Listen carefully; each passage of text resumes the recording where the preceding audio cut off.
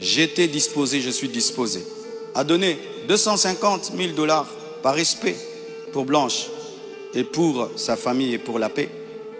Mais je ne peux pas accepter l'injustice d'une exigence démesurée de 800 000 $. Le problème souvent, c'est que les gens attribuent aux autres leur pauvreté. Et c'est la sorcellerie.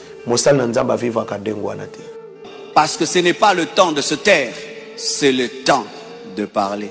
J'ai compris directement que Ndeko Oyo peut-être Makila Mutezo Sala na Mutu.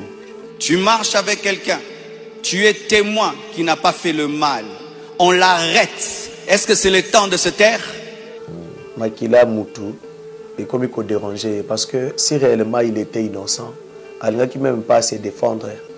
Et ce qui est terrible, on m'accuse même de l'avoir tué alors qu'elle est décédée d'une crise cardiaque à l'hôpital suite à une opération. Et ils m'ont posé la question.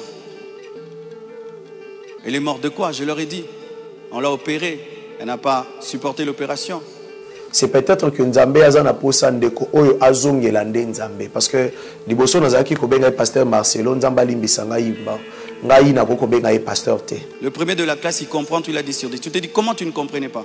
C'est ça, maintenant on a des cerveaux des derniers de la classe en RDC. Tu lokola ba Marcelo wana baza lokola ba général ya armée. Donc yetango maman Blanche aye ko comprendre ba makamna ye a omona ke moi na moi so ngazo sur la mingi na famille na ye. Un jour, akoki ko bimisa likambo moko boy. Parce que ça peut na makambo ebele o esi ebimi vie na ye baba spiritualité na ye o ya salaka. Ezo sala esko somo azotala ke il prêche autre chose et il vit autre chose. Rimer ya ki batunyo so balobi maman Blanche akufi na BBL, sala ki BBL ou quoi. Ya lobi akufa ki na BBL te, azaki na BBL naturel ya baluba. Akufaki suite à opération moko. Pour terminer, ma femme n'est pas morte en cherchant à faire du BBL. Elle avait le BBL naturel des Balouba. Parce que pour son opération, il fallait que le mari signe. Et je suis arrivé, j'ai signé. Je prie pour elle avant son opération, sans savoir que ce sera. Opération moko anati lelo et banakate so que ça opération ni. Même pour une césarienne, on signe. Opération moko. Avant son opération. Pour son opération, il fallait que le mari signe. Elle devait faire une opération très simple et ça a pris beaucoup de temps. Et le dimanche, les 3 versions Yekobima Mususu, il y a temps à expliquer à Koufa qui suite il y a crise cardiaque. On m'accuse même de l'avoir tuée alors qu'elle est décédée d'une crise cardiaque à l'hôpital. Ce qui te continue boyer. Je crois peut-être ndenge nazolo baboye soki nzambe teta mususu nako bimaka ka baboye bazuinga bakena nga côté mususu et comme lokole koma ki epa ya prophète Denis Lessi a donné 250 000 $ par respect pour Blanche et pour sa famille et pour la paix. Mais je ne peux pas accepter l'injustice d'une exigence démesurée de 800 000 $. Comme je vous dis toujours, cette église n'appartient pas à mes enfants. J'ai investi 26 ans de ma vie dans cette église, mais rien n'est à mes enfants. Qu'est-ce que mes enfants auront? Lokola ye kopera wana alobi ki aza mosali ya Nzambe. Nzambo wana za juste. Nzambo wana ye moko akofuta ye. Nzambo wana azan ayebi kosala justice. Maman Blanche asi ya kena ye. Déjà explication a pesa ki alobi Maman Blanche aza na hôpital. Tant bazo ko annoncer que Maman Blanche akufi ya zobondela ayoki solo ya parfum ya Maman Blanche na kati ya chambre. C'est à comprendre que Maman Blanche a qui coupé ça y au revoir. J'ai senti l'odeur d'un parfum, son parfum, remplir la chambre où j'étais. Elle était au bas, moi au 7e niveau, mais j'ai senti le parfum de Blanche. Et l'esprit m'a dit, c'est son esprit, elle est morte. Est-ce que na bonzambe makambone salamaka oyoki solo ya parfum ya mutu na kati ya déjà na monde ya ba nécromance ba yebi ba évocation ba sala kalikolo ba parfum. Au-delà des personnes visibles, il y a un combat spirituel. C'est une attaque de l'esprit de léopard que Dieu m'avait déjà révélé. un esprit rusé et violent qui cherche à abattre les hommes de Dieu et à ravager les familles. Il est en train de s'exposer lui-même et Nicolas va dire naïe. Azouaneka maîtrise à fin d'Akimia parce que Makabazolo ba izobala nati.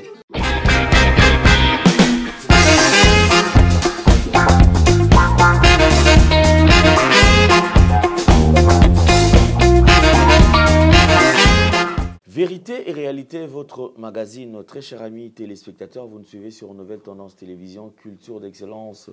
Au rendez-vous, nous vous transmettons les salutations de la part de toute la grande équipe.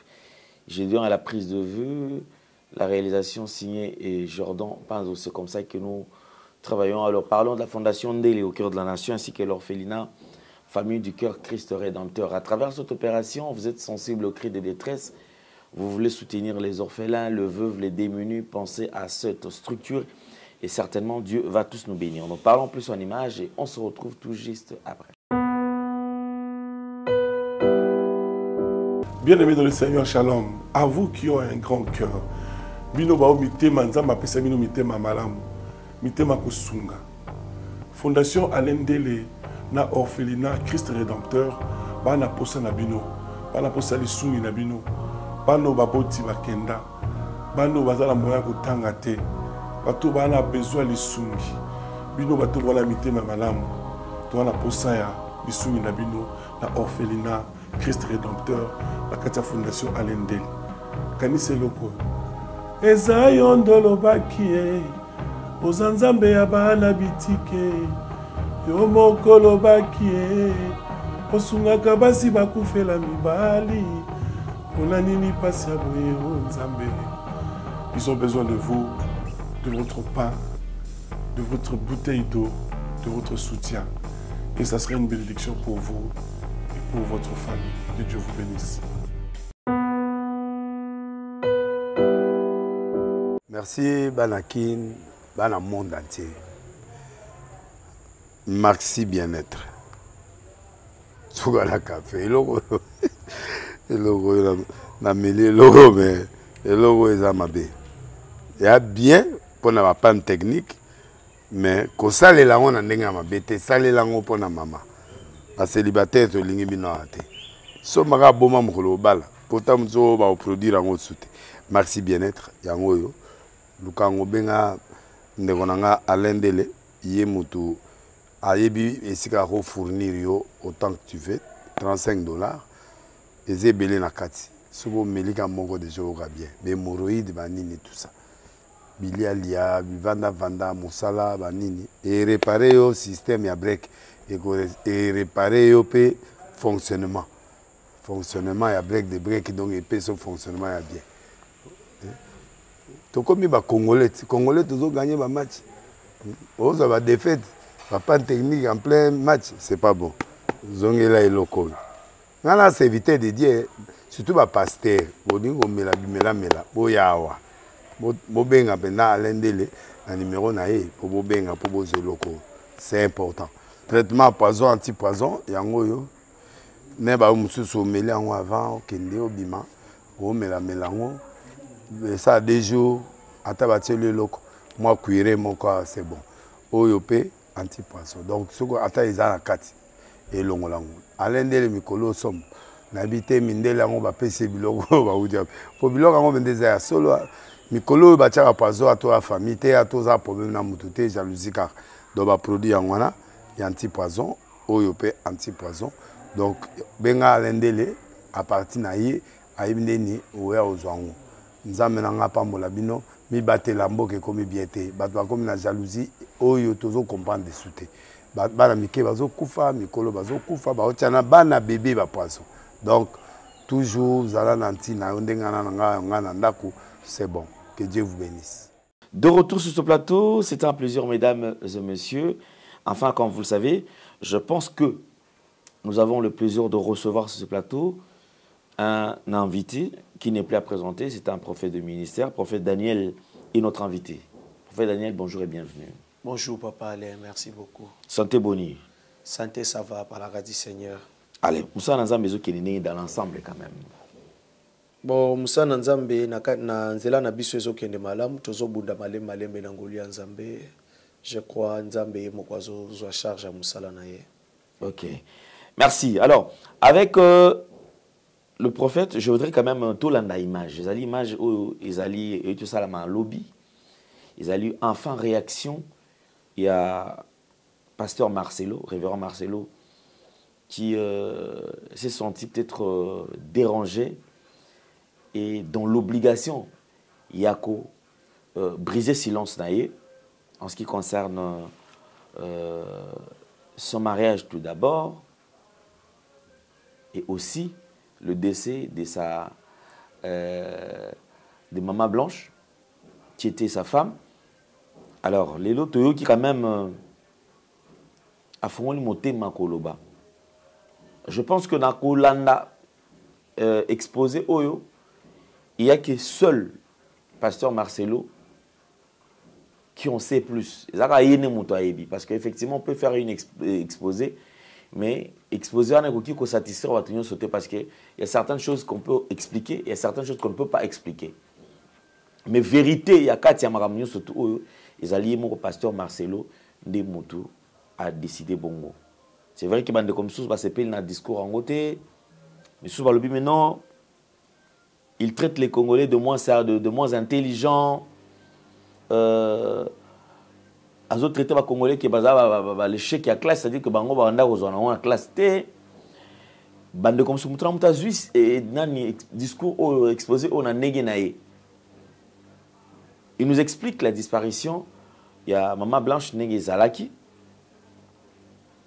et a expliqué pourquoi a décidé qu'il quand même que aussitôt Moutakufi Kobimisa Malamoko corps et puis Malamoko Kolukape t'as encore commis awa au discours ça quelques jours Malamoko Baki Kokunda parce que pour nae et s'enga quitté peut-être même sous a qui ne commet ta porte a s'enga misolo ba aider. C'est-à-dire le col a les moyens de Jésus qui n'ont réuni à Zana Mitsoloana. Donc il ne pouvait que débloquer Mbongo à organiser obsèque il y a moins sinaïe. Cette femme a été pleurée comme pas possible. Cette femme a été honorée. Et je pense que na matanga salama mboka na biso oyo ils a parmi matanga oyo salama au soko tali senti qu'il y a eu un coup misolo bima qui est belé pour organiser matanga oyo tolandaki. Pasteur Marcelo se sont dérangés par le comportement des Congolais. Comment est-ce que Bazali comment peut-être mabé et enfin il s'explique disant que Maman Blanche, Maman Esther atikala jamais kokoma na Congo. Puis batikala jamais kokutana nae avant pendant que Maman Blanche azalaka na bomoy de bakutani nae kaka après liwa Maman Blanche de sala bakutana et puis il expliquait bakutana ndenge nini. Alors je voudrais quand même que Tolanda exposé Oyo et on revient tout juste après. Lorsque il n'y a pas les moyens, quelqu'un peut mourir lundi pour que le corps vienne. On prend 2 semaines de cotisation. Mais quand Dieu t'a béni et tu as des relations et même le médecin est touché par ce qui t'est arrivé, c'est ce médecin qui a tout fait. Je dis, je ne peux pas dormir dans votre pays, je ne peux pas rester, je ne peux pas supporter. Je dois partir demain. Mes enfants ne peuvent pas rester en train de pleurer dans ce pays. Il a dit, qu'est-ce que tu veux que je fasse? J'ai dit, fais tout, que je rentre. Il a tout fait. Et on est venu. Et c'est la sorcellerie. Comment quelqu'un peut mourir? Du coup, vous prenez le corps, vous amenez, c'est trop vite. Donc vraiment, c'est terrible, terrible. Vraiment le niveau de raisonnement que les Congolais nous avons atteint, vraiment. Vraiment que les écoles recommencent, je ne sais pas, vraiment. C'est terrible. Des fois, je me dis, tous les derniers de la classe qu'on ne voyait plus, ils sont remplis maintenant, là-bas.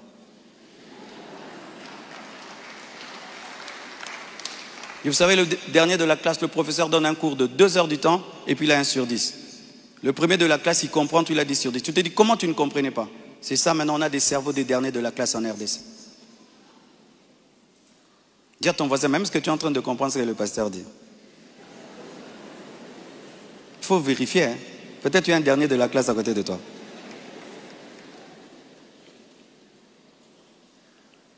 Tout cela n'est rien d'autre qu'un chantage, motivé par l'appât du gain, car cette personne me dira, donne-nous l'argent, nous avons des voices, sinon nous allons te détruire.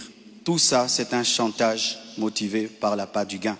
Pourtant, malgré tout, j'étais disposé, je suis disposé à donner 250 000 $ par respect pour Blanche et pour sa famille et pour la paix. Mais je ne peux pas accepter l'injustice d'une exigence démesurée de 800 000 $. Comme je vous dis toujours, cette église n'appartient pas à mes enfants. J'ai investi 26 ans de ma vie dans cette église, mais rien n'est à mes enfants. Qu'est-ce que mes enfants auront? Les quelques biens que j'ai, c'est à eux. Ils ne viendront pas un jour vous déranger ici. Et donc je ne peux pas donner par peur ou par chantage ce qui est à eux. Ils diront, tu es quel genre de père? Et l'église, ce n'est pas nous. Et ce que tu as n'est pas à nous. Je ne le ferai pas. C'est pourquoi j'aimerais dire aux veuves et aux veufs, ne vous laissez pas dépouiller. Ne vous laissez pas dépouiller. Ne vous laissez pas dépouiller. Ce que je prêche, je le vis. Mon combat, c'est que je vis ma prédication, mon message. Mon combat, c'est le message de la sainteté qui dérange. Mon combat, c'est que une fois, j'ai vu l'esprit du léopard et il m'a dit, tu veux me combattre? Ce pays est tenu par un esprit de léopard, un esprit méchant. Regardez comment nous sommes devenus méchants. Regardez comment nous sommes devenus méchants, mes frères. Cette méchanceté démoniaque satanique. Et quand j'ai vu cet esprit, vous avez vu tout ce qu'on a connu. C'est pourquoi, pour finir, je vous prie, ne cédez pas à la haine. Au-delà des personnes visibles, il y a un combat spirituel. C'est une attaque de l'esprit de léopard que Dieu m'avait déjà révélé. Un esprit rusé et violent qui cherche à abattre les hommes de Dieu et à ravager les familles. Bénissez ceux qui vous persécutent. Priez pour ceux qui vous calomnient. Matthieu 5, verset 44. Ce n'est pas le moment de combattre dans la chair. Restons enracinés dans la vérité, dans l'amour et dans la prière. Pour ceux qui souhaitent des informations juridiques fiables, je vous invite à contacter mes avocats, le maître Béladé et le maître Abed, qui sont des fils de la maison. Et sachez que toute chose concourt au bien de ceux qui aiment Dieu. Romains 8, verset 28. Et je rends grâce à Dieu pour toutes mes épreuves et tous mes combats. Je suis l'un des hommes de Dieu aujourd'hui les plus persécutés dans ma génération. Quand je regarde mes amis, mes pères, des fois je me dis, Satan vous a oublié ou quoi? Mais je rends grâce. Ça fait de nous une église 4 x 4. Les gens sont étonnés. Comment cette église n'est pas morte? D'ailleurs, ça grandit. On vous insulte, vous allez à l'église. Merci beaucoup. Nous avons suivi avec beaucoup d'attention. Alors, il y a quand même une réaction. Il y a des comme sous. Alors, prophète Daniel, Azan Abisso, na plateau. Il y a quand même un point de vue, prophète Daniel, parce qu'il y a un côté là, une image. Merci, Papa Alain. Dans l'image là, j'ai compris directement que ndeko oyo peut-être makila ya mutu ezosala ye na mutu. Makila ya mutu et comme il faut déranger parce que si réellement il était innocent, il qui même pas se défendre parce que malobagnon sur le biwana luki ko se défendre. D'abord, oyebi na lobakata ngonyo so papa là, mutu oya bengami na nzambe ya solo, fruit na ye ezaka humilité.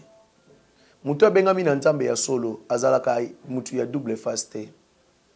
Ava naza parmi bato basakolaka ava mama Blanche akufa. Je crois bandeko mususu oyo balanda kanga na ba chaîne mususu na je crois na Save Media. un mois avant Maman Blanche akufa na sakola kake nazo mona liwa mais liwa wana eza ya malamu te. Après liwa wana eza na makambo ebele kobima et c'était passé comme ça. Maintenant nazo tala ba makambo ya boye. C'est peut-être que Nzambe azana posa ndeko oyo azongela nde Nzambe parce que liboso nazaki ko benga pasteur Marcelo Nzamba limbisa ngai na ko benga pasteur te. Avec ces agissements na makambo ezoleka entre ye na belle famille na ye mosali na Nzamba vivre kandengo wana te. Et aussi ya keti musika alobi ba congolais baza ba les derniers ya sale. Seulement parce que ayebi que azana poids ou bien azana ba relation na mboka yango azo traiter batunyo sur lokola lingi ou soit quoi parce que déjà ayebi sa ki famille ne alobi na yebisi bino famille ya mobile ya mwasi na yalobi na yebisi bino partout bokolinga komema ngai bomema ngai parce que nani na bino plainte na bino ata bosali na mboka oyo ekaboutir na rien. Donc quand il fait ces choses ayebi ki ata soka sali nini muto akolandele azate. C'est vraiment regrettable na basali ya ndenge oyo. Mawasiko yo mingi na bana ya Nzambe ba oyo baza ko comprendre te lokola ba comment intoxiquer ba baby sa moral na bango batikala komona ka notre papa or bozo kota na kati ya perdition sans le savoir. Alors sikoyo na so la nito quand même maloba pasteur Marcelo. Moi je l'appelle pasteur. Alors soit il se sentir à victime ou soit peut-être parce que il sur chantage alors qui chantage c'est-à-dire il a reçu un appel et Afrique du Sud directement Afrique du Sud va expliquer qu'il dans la audio il y a Maman Blanche elle est solo bon est-ce que question et là c'est que je n'ai pas compris pasteur Marcelo tant il solo le que babinga qui pour na audio je pensais qu'il y a koloba qui noté ba audio bazolo bana eza ba audio lokuta asali démenti na ngote c'est comme si ba audio ezali mais déjà à défendre à expliquer que ba audio na beaucoup ki koyoka moi ba ki ba longola on a contexte oyo c'est ça yes blanche banda ko sola na alingi a se racheter parce qu'il y a yoki déjà que makambo eza ebelo ba koko bimisa eza na ba audio mususu pe to yoki déjà que Maman Blanche vu kazala ki na libala mais azaki ko se sentir le soul à l'aise ya kozana libala te. Parce que hier a commis koyoka somo lebike makambo esi bimi botango lisuba audio wana ekobima lisusu ya makasi ekoluka ekitisa yango yembangu aya ko se racheter aloba ba makambo nyonso oyo alobi wana contre belle famille na ye. Vous voyez, ya yende na ye ko koluka ko se racheter que tango mususu ba audio ekobima bana Nzambe boyoka ngote boza église moko boza force ici c'est là pona batuna ye azo continuer ko aveugler bango davantage. Donc déjà azo bokisa moral na bango ba ki makambo ezo ya kuna ekoki ozala ya minene. C'est-à-dire il se reproche de quelque chose. Ayebi makambo ezali. Ayebi pe ba conversation ya Maman Blanche na famille na ye. Parce que avant que Maman Blanche akufa c'est sûr que bango na Maman Blanche bazala ki kozala lisusu na langage moko te. Lokola Maman Blanche yaki ko découvrir makambo na retard ya tala habité moi na moi so lokwa découvrir makambo na ngai soki na tiki to kabwana na ye. Et kozala lokola l'autre sœur akabwana ki na ndeko moko ya musicien akoki peut-être ko bimisa ba makambo ebele na sima et c'est pourquoi il s'est dit bon na luka moyen ya ko éliminer kaka pour qu'il bimisa makambo te papa oyebi ba tu lokola ba Marcelo wana baza lokola ba général ya armée nazalaka na noko nanga moko azalaka général ya armée ayebi singa lobi na armée ndenge bazalaka bongo soki basali cop moko ke balobi ba éliminer mutu moko batu nyoso ba participer ki na cop wana il faut ba boma pe bango pona nini sango ebima libanda te donc yetango Maman Blanche aye ko comprendre ba makamna ye awomona ke mwana mwasi onenga zo sur la mingi na famille na ye un jour akoki ko bimisa likambo moko boye parce que ça pe na makambo ebele o esi ebimi vie na ye ba spiritualité na ye o ya salaka ezo sala esko somo azotala ke il prêche autre chose et il vit autre chose.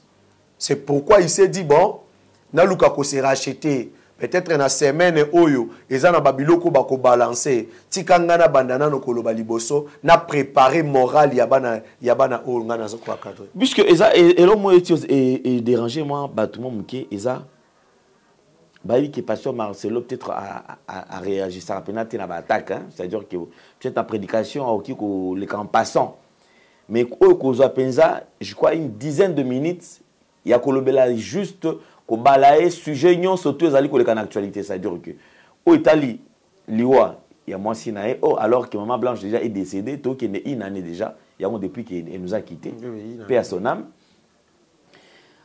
To longwe wana. Or, déjà, le jour il y a matanga, le jour où annoncé le décès à Maman Blanche, spéculation, il y avait beaucoup de doutes autour de la disparition. Lui-même, il a écrit à sa poste pour nous dire effectivement que Maman Blanche a tiki biso akufi.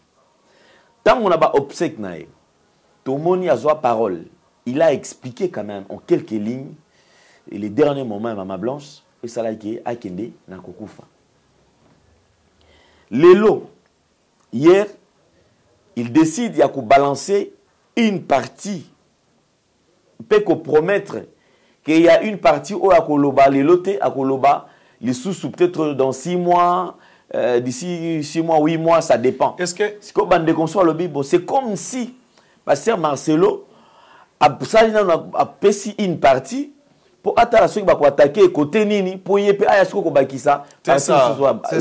c'est ça papa Alain. Donc ayaki na ye kolukande ke ami somba, si je peux utiliser les termes faciles, pour ceux qui azalaki na vérité moko par rapport ya ndenge ya telemiwana, ceux qui azalaki na likamba koloba, il allait dire pour na nini alobi makambu oyo alobi ke basenga ye 800 soki 800,000 soki combien. Pourquoi te likambo ya zanango alobi akoloba après 6 mois wana akokaki kolobango azana likambo koloba te azozela o bango bakobimisa ndeye pe azwa stratégie ya koluka ndenge nini ya ko démentir. Déjà ayaki na sango alobi que maman Blanche akufaki suite ya opération moko akufaki ka na anesthésie akokaki ko supporter douleur te akufi. Ne bongo alobaka le jour ayaki parce que Rimer ayaki batunyo sur alobi Maman Blanche akufi na BBL, sala ki BBL ou quoi. Ya lobi akufaki na BBL te, azaki na BBL naturel ya baluba, akufaki suite ya opération moko. Opération moko wana ti lelo eyeba na raté soki za opération ni. Kaka opération moko. Je ne pense pas que papa Alain ndenge oza na mama bongo, mama akende kosala opération na famille na ye azosola na bango na téléphone, na mama na ye oya botie ça pourtant ayebisa parce que souvent bana basi bazaka na secret na mama na bango. Ça pourtant ayebisa même maman ne que maman nazo bela ou bien nazo kendo sala opération. A fêté pe fête inanda kunaye a voyager na bande kunaye bazala kiwana ba sœur naye bazala kiwana ça pourtant ibsa bango kena ki sala opération a ki sala opération a kufi na se ya anesthésie pour na passe ya opération mais na lobi lisusu ayeko pesa version mususu lobi maman akufaki na crise cardiaque akufaki na crise cardiaque to akufaki na se anesthésie na opération et ça un peu compliqué. Donc, azoye beloko azoloba te. Pourquoi? Parce qu'il y a dit que eloko ya zali na oya présenta kabatu. Eza eloko moko te. Donc, il y a za mususu azo présenter bato image mususu. C'est pourquoi nzamba lingi maintenant abimisa boye ya kati ebima libanda. Soko zongi un peu na bandeli na 2024, un jour avant à annoncer biso mort ya Maman Blanche. Un jour avant à annoncer biso mort ya Maman Blanche. Atia post moko atie ba lion mi balé lion ya mwasi atie mukongo lion ya mobali azotala côté lion ya mwasi azalaki atie bana 4.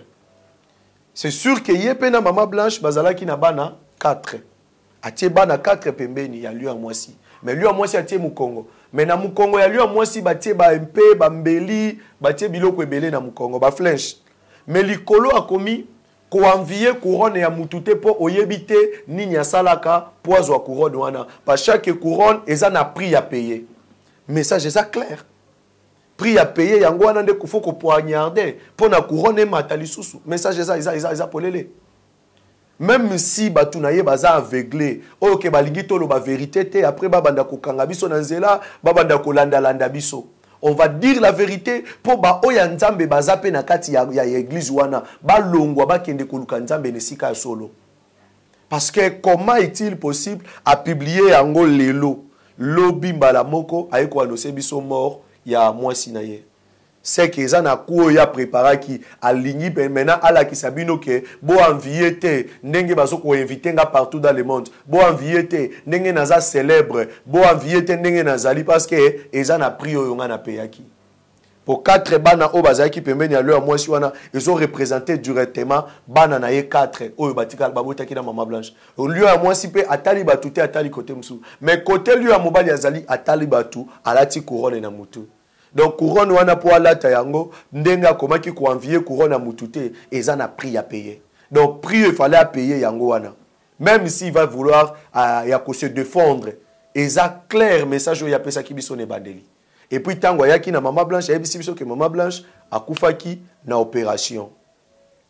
Opération yango soki pe ezalaki ya maladie nini, soki appendicite, soki kyste, soki nini, ti lelo to yebaka te.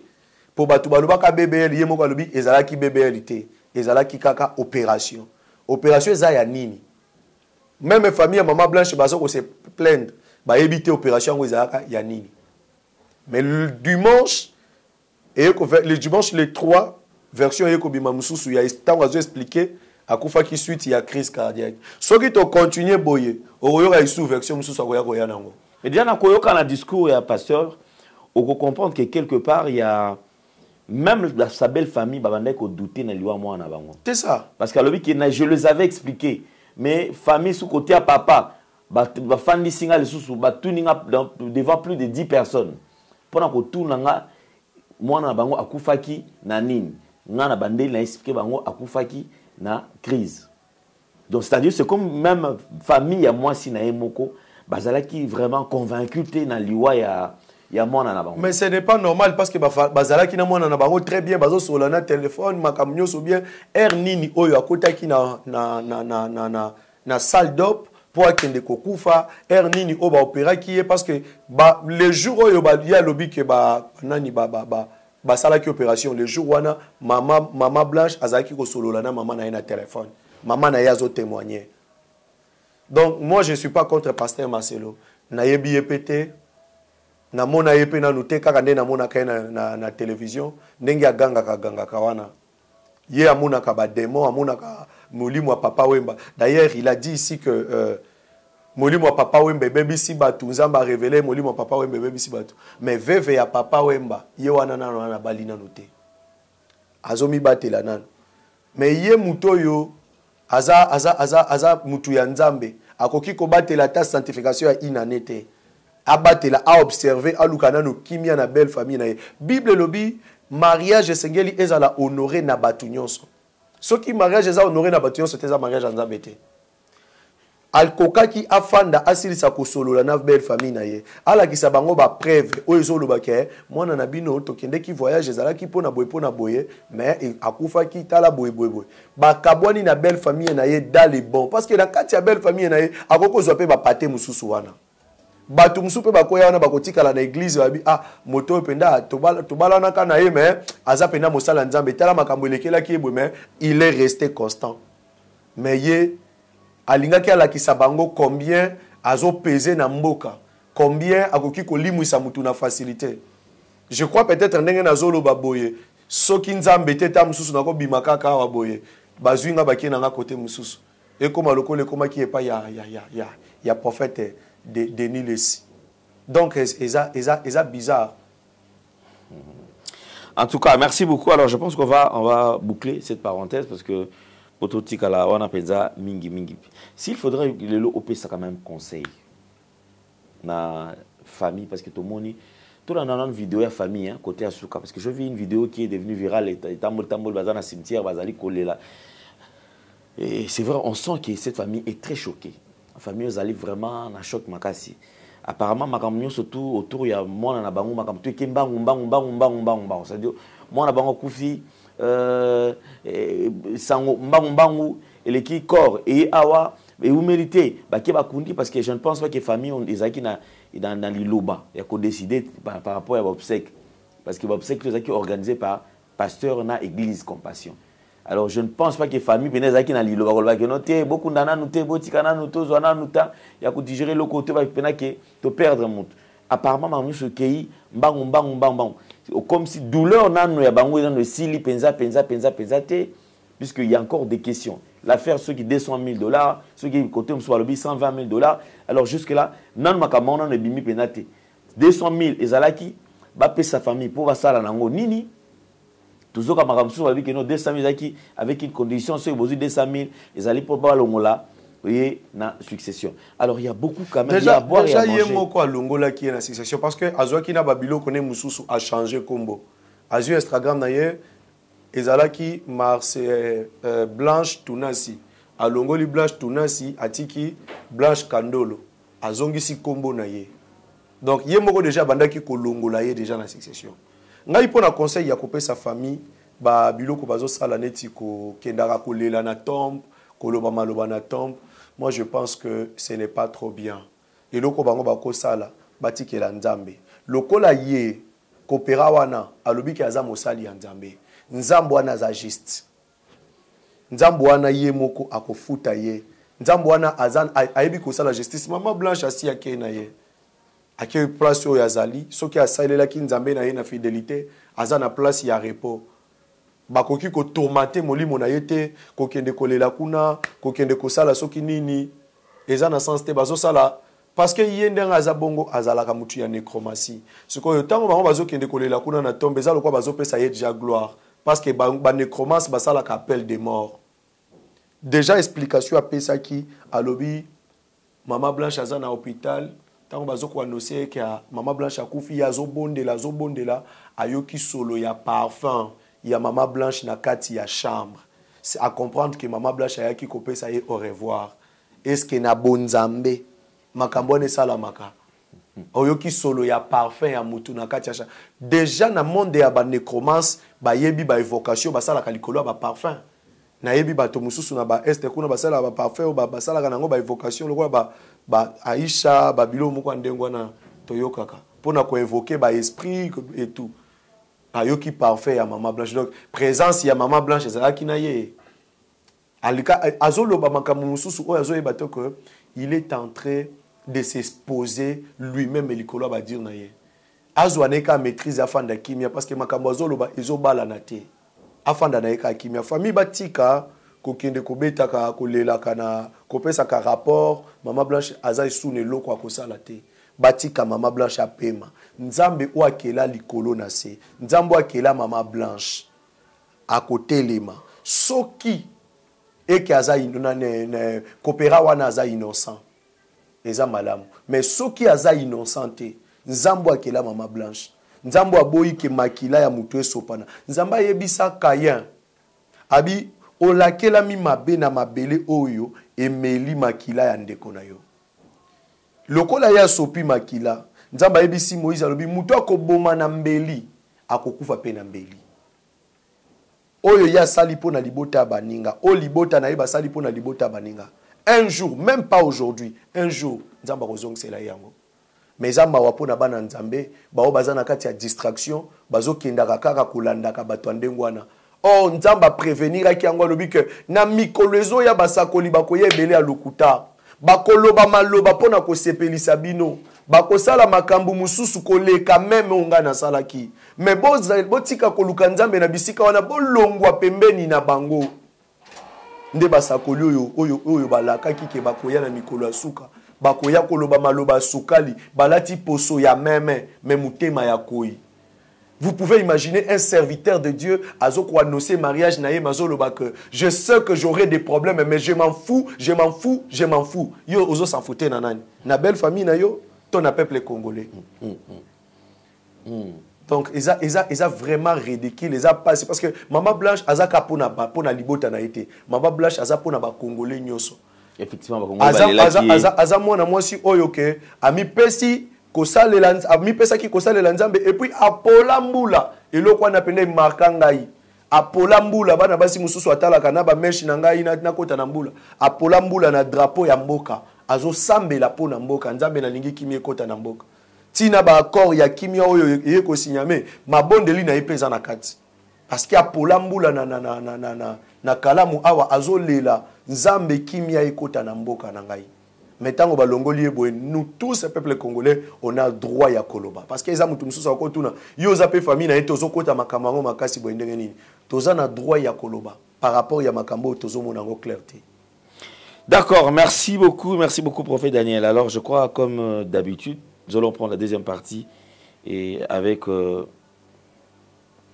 prophète Daniel. Certainement, il y a un message au Tambola Inango où il y a qu'à transmettre et pas il y a Bananzambe. Merci. Oui, merci beaucoup, papa. Le message na Tambola Kinango est que Zambaza Kolobananga ito sambela makasi po na mboka na biso. Nzamba zolo bato sambela makasi surtout bandeko bazana Kisangani. Namoni makambo oyo esalama na 2000 na Kisangani. Namoni eye koyo kozonga lisusu. Bandeko bana Kisangani bobondela makasi parce que namoni basoda ya mboka mibale oyo eza ya mboka na biso te. Me baye ko bunda bitumba na mboka na biso. Namoni basoda ya Uganda na basoda ya pays mususu baye ko bunda bitumba na mboka na biso me babundi précisément na Kisangani. Kisangani bobonde la makasi et puis ba autorité ya Kisangani bo zala un peu vigilant parce que namoni quelque chose qui sont en train d'être préparés et pas ya ba Ougandais pour na mboka na biso. Mais nayebi que nzamba lingi mboka o makasi bien que bitumbezo telema nzambe aza toujours wana pour na ko bundela biso pe pour na ko défendre biso. Mutunyo so lingi ko tia mabe na mboka oyo nzamba zo kitisa ye na se pe nzamba zo continuer ko pesa mboka o victoire. Le temps ya victoire pour na mboka na biso esi ekokisami. Yo mutozo landangai na ndako na salon na yo na lingi na pesa yo conseil moko muke liboso na sambela pona yo.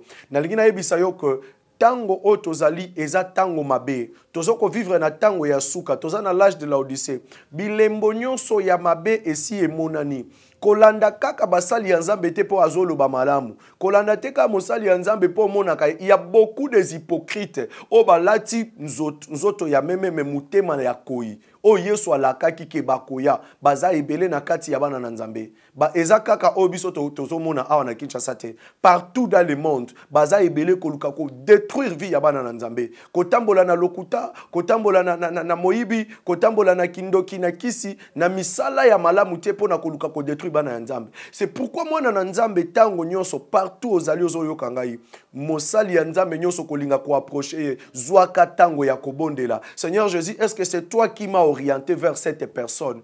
Peut-être Olanda Kabasali ya nzambe na internet, peut-être Olanda Basali ya nzambe na ba téléphone na yo na bureau na yo na télévision na yo na YouTube to na TikTok. Yomoko okoki koza la cause ya bitumba na yo soki oyebi komi préparer malamu te soki ozana don ya discernement te. Tu dois d'abord prier Dieu. Il y a beaucoup de gens au bazolela na benga kabasala ya nzambe nazalaka boye na suka kakara boye parce que ozana don ya discernement te. 50 ans ba peso likabo ya discernement oyeba nani oyo nazo poussa na pembeni na ye. Il y a les gens qui sont en train d'amener des comédies aye na kati ya media azui telefone na ye ayebisi bato misato mine yalobi bobenga ngai pour que na banda ko sakola pona bino po bato bamona ke nazo sakola pona bino ezala lokola ke naza prophète po bato attirer bato vers ngai. Il y a les gens même au bazo ko créer ba témoignage et que yaka opé sa témoignage o abikisi bato a pleine émission o asekusi ebembe a pleine émission o asali boye tout ça pona koluka ko affecter bino moral na bino et que bozala un peu distrait. Na tango oyo oza na ta ya kotalela mutu te talela Yesu Masia avant de te connecter na mosali ya nzambe luka osambela nzambe a orienté yo secours na yo ekouta na orienté ekouta na occidenté secours na yo ekouta pa na nzambe nzambo asala likolo na se. C'est pourquoi David alobaki na tomboli misu nanga likolo wapinde sika lobiko nanga ekouta. Après il a dit lobiko nanga ekouta na Yahweh nzambe o asala ki likolo na se. La personne oyo azana fungola ya ko changer vie na yo eza Yesu Masia. Tia elike pa na Yesu Masia ndimela Yesu Masia sala ke akota na kati ya mutema na yo a diriger vie na yo mobimba et vie na yo eko changer. Nzamba pambola yo bisiko zolanda ngai. Si tu as des questions oyo zanango ezana réponse te numéro na biso téléphone eza wana plus 243 97 075 96 75. Benga toko sambela pona yo soko zana mituna toko yanola yo ozana malade ozoyo kanga na kati ya ndako ozana kati ya chambre ozana salon ozana malade ozana ba problème simba esika ozobela soko ozana ba problème tia loboko na mutema na yo je vais prier pour na yo ozana ba situation ou peut-être elekeli yo ozana ba problème ya ba document ozana problème ya santé simba maboko no na mutema na yo na lingina sambela ozoluka musala ezopesa mela yo te na lingina yebisa yo ke naza na nzambe oyo aza capable ya ko changer kombo na yo ya ko changer identité na yo ya ko silisa humiliation na yo kombo na ye Yesu Masia a diriger vie na yo na kombo na Yesu Masia nzambe na sambeli na kombo na Yesu Kristo tika ikenguya na yo e accompagner mutu nyonso o alandi biso o azana ba problème Yesu Masia tika opesa solution na kombo na Yesu Kristo. Bible lobi na mukanda ya Psaume chapitre 91 et que parce qu'il connaît mon nom il fera appel à moi je lui répondrai. Po bana na yo ba yebi kombo na yo voilà pourquoi ba se disposer na tango o bazolanda na bandako na bango tika eke loboko no yanguya o ezalaka mukusete selon Esaïe chapitre 59 et que loboko no eza mukusete pona kosimba eleka na kosimba bisika nyoso bazobela ba situation nyoso bazanango na ndako opesa bango kimia na kombo na Yesu Masia changer identité ya mwana na yo moko na moko oya zondima amen ndenga zondima kaka wana vina ye ebongwana na kombo na Yesu Masia ndenga zondima kaka wana malade oya accompagner mikolobele etika ye na kombo na Yesu Kristo na déclarer na kombo na Yesu Masia loboko na yo Yesu Kristo etambola likolo ya mwana na yo moko na moko oyo azolandanga na kati ya ndako na ye ba situation na ye kolo échanger na kombo na Yesu misu bazonyokwa na maladi na kati na nzoto bazwi bakisi ebele bakepa ba minganga solution ezate na bengi yo le merci par l'excellence na bengi yo docteur ya ba docteur nyonso kota na kati ya santé na bango mema lobiko nzambe na ngai. Merci Seigneur Jésus parce que malade. Merci parce que kitisi nguya na yo. Merci parce que o débloqué via bana na yo o ezala ki bloqué na kombo na Yesu Masia. Merci parce que o symboli loboko na yo ezana ba misuba za ko souffrir na milimo mabe et accompagner ka vie na bango chaque jour. Milimo mabe ya masturbation na sengi loboko na yo papa eleka ko délivrer bango na puissance wana ya Satan na kombo na Yesu Masia. Bazala libre au nom de Jésus. Pesa bana na yo somo na yo bazala na ko banga liloba na yo batambola na kotosa malako na yo eke mukolo kozonga ba hériter royaume des cieux na kombo na Yesu Masia. Nous avons ainsi prié. Amen. Nzamba pambola yo plus 243 97 075 96 75. Benga biso toko sambela pona yo, que l'Éternel Dieu te bénisse. Amen. Merci Banakin, Bana monde entier. Maxi bien-être. Sougala café, logo na mêlé logo mais logo est amabé. Il y a bien pour na panne technique mais ko sale la on ndenga mabete sale la ngo pona mama. A célibataire to lingi bino ate. So maka boma mukolo bala. Pourtant mzo ba produire ngo soute. Maxi bien-être yango yo. Lukango benga ndeko nanga alendele ye mutu ayebi esika ko fournir yo autant que tu veux $35 ezebele na kati sobo melika moko de joga bien bémoroïde banini tout ça bilialia vanda musala banini et réparer yo système ya break et réparer yo pe fonctionnement ya break de break donc et pe son fonctionnement ya bien to komi ba congolais toujours gagner ba match oza ba défaite pas technique en plein match, c'est pas bon. Zongela et loco. On a évité de dire, surtout les pasteurs, on mela boyawa. Bobenga pena alendele, un numéro naé, pour bobenga, pour boze loco. C'est important. Traitement poison, anti-poison, yango yo. Neba umususu mele yango avant, kende obima, o mela melango. Ça a des jours, atabate le loco. Moi, cuire mon corps, c'est bon. Oyope. Anti-poisson. Donc, ce qu'on attend, ils ont la carte. Et l'on l'a. À l'endel, Mikolo, somme. N'habite, Mindel, on va payer Bilogo, on va vous dire. Pour Bilogo, on va dire solo. Mikolo, il va tirer à poisson à toi, famille, à toi, ça, problème, n'a moutouté, jalousie, car. Donc, va produire en wana, il y a anti-poison, oyope, anti-poison. Donc, benga à l'endel, à partir naïe, à Ibneni, ou à Ozwango. Nous amenons pas mon labino. Mi batte lambo ke komi biete batwa komi na jalousie oyo tozo comprendre de souté bana mike bazo kufa mikolo bazo kufa ba otiana bana bébé ba poisson donc toujours zala nanti na ndenga na nga na ndako c'est bon que Dieu vous bénisse.